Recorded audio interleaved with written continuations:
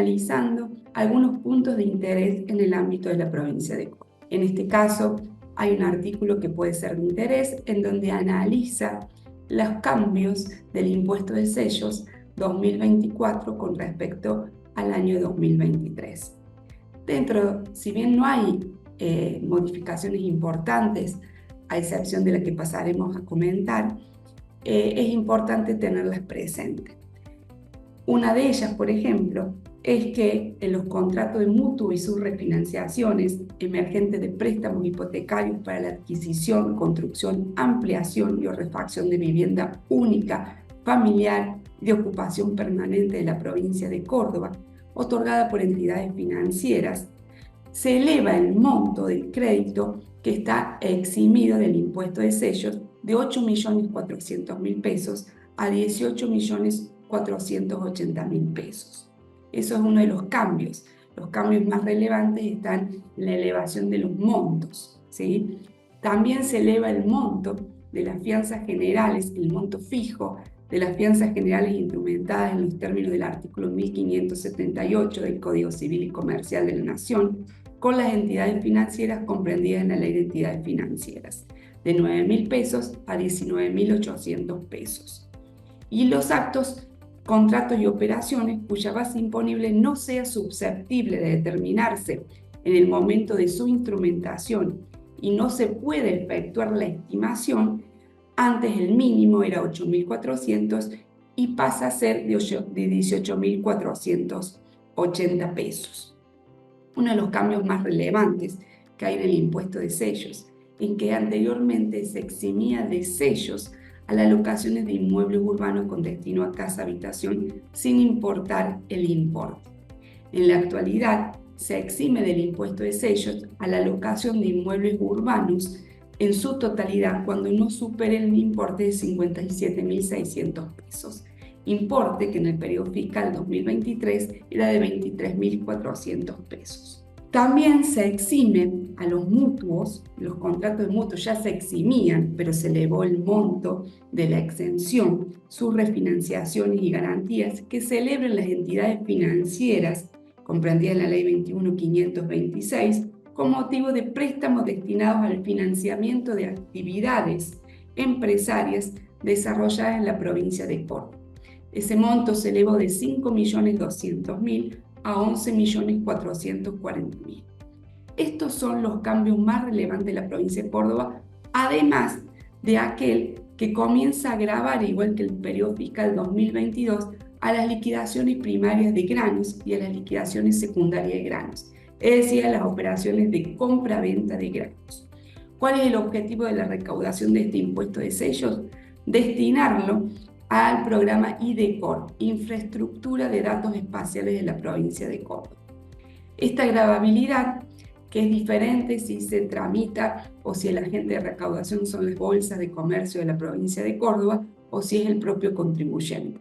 Cuando interviene una bolsa o asociación similar, el impuesto se reduce al 0,20 por mil. En cambio, si es el propio contribuyente, será la alícuota del 0,60 por mil. En este caso, el doctor Campana analiza con números cuál es la ventaja tributaria de las operaciones de compra-venta de granos respecto de aquellas que son en consignación.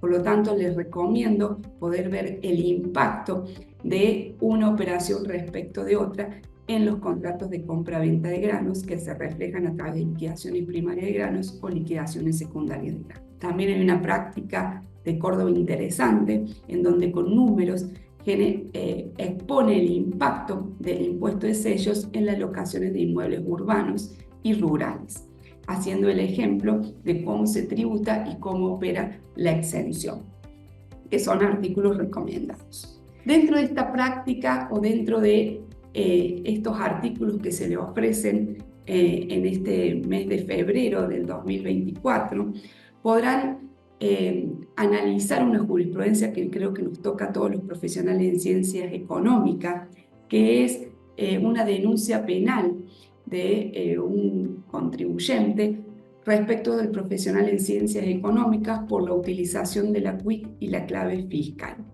¿sí? Alteración dolosa de registros.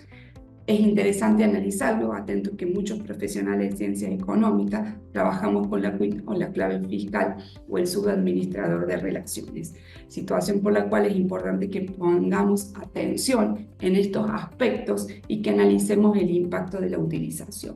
También el doctor Sequeira analiza jurisprudencia totalmente relevante, en este caso el caso Vélez, Roberto Ariel, en ocasión de robo, una sentencia de la Corte Suprema de Justicia que analiza el principio de no ser juzgado dos veces por el mismo hecho. Y a su vez también nos ilustra con un artículo muy interesante sobre el plazo razonable como un derecho esencial del contribuyente en un proceso penal, analizando jurisprudencia nacional, provincial de la Ciudad Autónoma de Buenos Aires y obviamente la doctrina como nos tiene acostumbrado en sus artículos. El doctor Nicolás Boglioni analiza el impacto en el impuesto sobre los ingresos brutos del monotributo unificado y la actualización que se realizó a nivel nacional. Actualización del monotributo que están solicitando que se revea, atento al efecto de la inflación que ha ocasionado en los montos que ya no son relevantes a los efectos de poder ser monotributistas. Un artículo interesante en el aspecto societario es el realizado por el doctor Carlos Dittmann, que analiza la resolución emitida 95T de inspección de personas jurídicas, en donde indica cuál es la base de la constitución de la reserva legal, en donde incorpora el ajuste al capital social, es decir, los efectos de la inflación. Es importante teniendo en cuenta que próximamente se nos vienen balances masivos que son los cierres 31 de diciembre. Esta resolución comenzó a ser operativa a partir del 1 de noviembre del 2023. El doctor Ricardo Lago y Andrea Luciana Sarnari analizan algo que hay que prestar atención especialmente en los productores agropecuarios, en este decreto de necesidad y urgencia, en donde hay algunas normas que impactarían sobre el uso propio de la semilla, de la discusión en cierta manera que viene hace muchos años sobre el tema de las regalías, de la posibilidad de cobrar regalías por la utilización de la tecnología, que merece que lo analicemos y lo discutamos. Un artículo interesante que si bien está hecha sobre la legislación de Salta, es importante que tengamos presente porque es una consulta muy frecuente, que es cuándo un acto en el impuesto de sellos es determinable y cuándo es indeterminado. Muchas veces las consultas surgen que, por ejemplo, preguntan si un contrato de alquiler donde se fija 10 quintales de soja por hectárea es indeterminable y se pague el importe fijo.